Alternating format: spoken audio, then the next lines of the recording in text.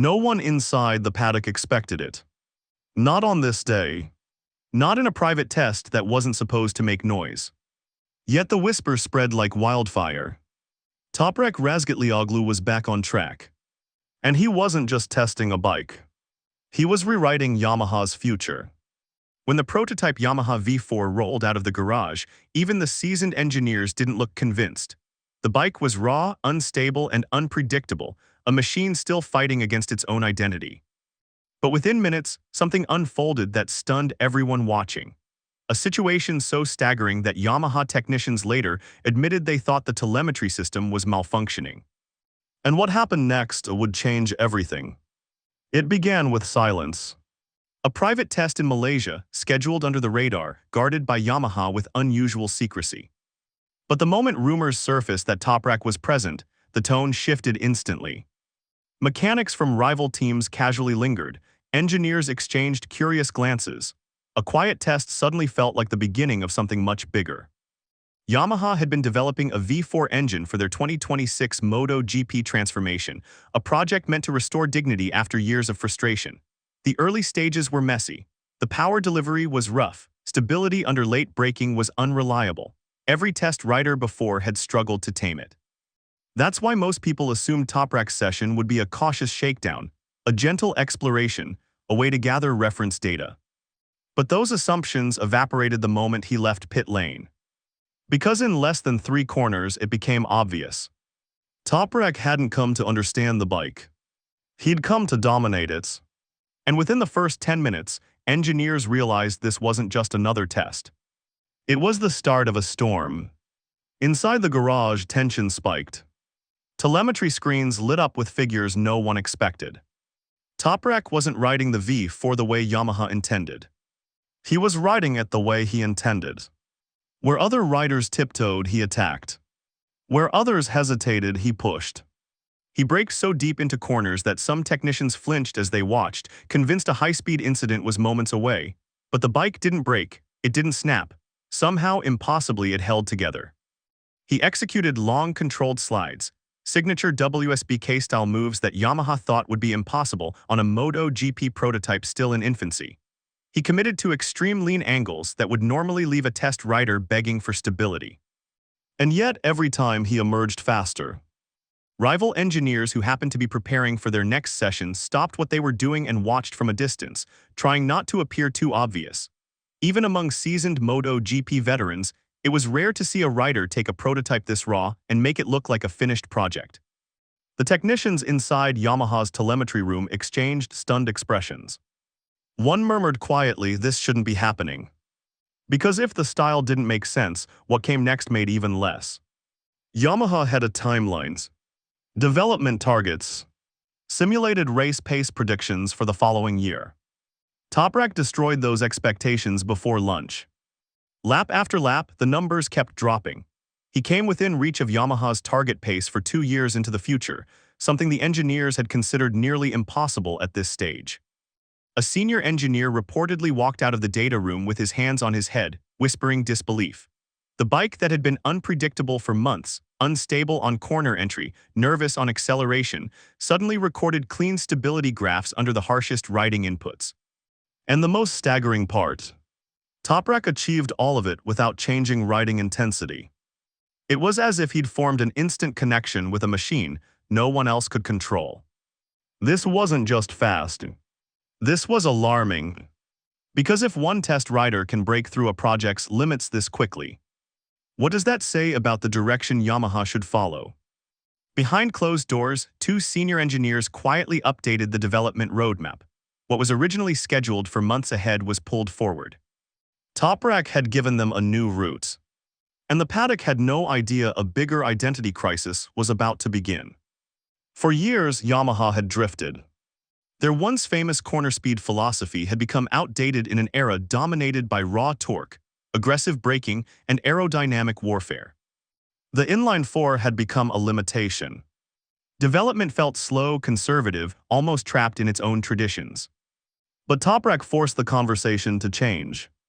His style, late braking, violent rotation, explosive exit speed, was the opposite of Yamaha's classic DNA, yet strangely the engineers saw potential.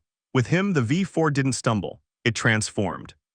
Suddenly, internal debates ignited. Should Yamaha finally abandon the smooth, flowing identity that defined decades of racing? Was Toprak the key to an entirely new philosophy, one built around adaptability instead of tradition?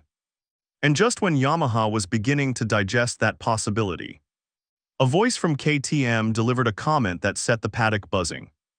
Dani Pedrosa rarely responds to tests from other manufacturers. But this time he couldn't ignore what he saw. In an interview that circulated quietly around the paddock, Pedrosa admitted that Yamaha's progress wasn't normal. He described Toprak's feedback as transformative, a rare compliment from a rider known for precision and understatement. Pedrosa pointed out something few noticed at first. Toprak understands grip before anyone else realizes it. In a MotoGP era where electronics will be limited in 2026, that natural feel becomes priceless.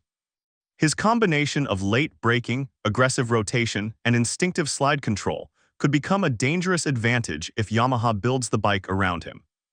Pedrosa even warned rival teams to prepare for a version of Yamaha no one had seen before, more aggressive, less predictable, and designed around the chaos that Toprak thrives in. Inside Yamaha, these comments didn't go unnoticed. They added weight to a debate already brewing behind closed doors. Because for every engineer excited by Toprak's breakthroughs, there were others who felt uneasy about what was coming. Deep within the Yamaha garage, tension simmered. Some engineers believed Toprak was the breakthrough they'd waited years for. Others worried they were building a MotoGP bike too, dependent on one extreme riding style. Yamaha had always relied on multiple riders providing structured feedback. Now subtly, everything seemed to orbit around Toprak's direction. One camp pushed for a stable, aero-optimized machine. The other insisted on a bike capable of surviving Toprak's brutal braking demands. The group supporting Toprak began gaining influence, especially after the Malaysian test data circulated. Yet the resistance remained quiet, respectful, but present. Could Yamaha truly rebuild their identity around one man? The question lingered unanswered, until Yamaha leadership reviewed the test footage themselves and made a decision that shocked even those inside the team. Behind locked doors, Yamaha's executives and technical leaders convened. After hours of debate, one idea rose above the rest. Toprak should become the primary development compass for the V4 project. This was a radical shift, something Yamaha had not attempted since the era of Rossi and Lorenzo. It meant new priorities, new dynamics, and possibly new tension among riders whose voices would no longer carry the same influence.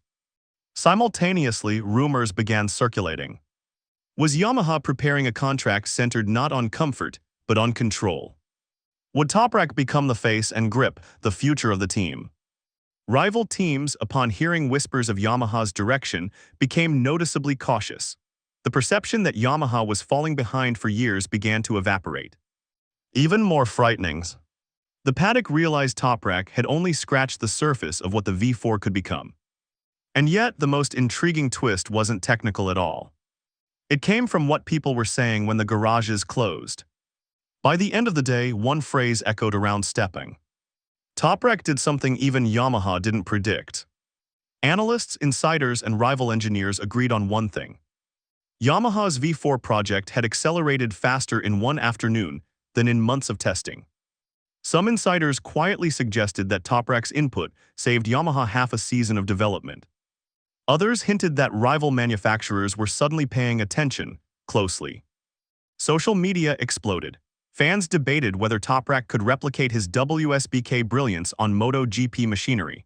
Some believed he might become the disruptor the sport desperately needed. Others questioned if a bike tailored to his style could shake up the competitive order in 2026.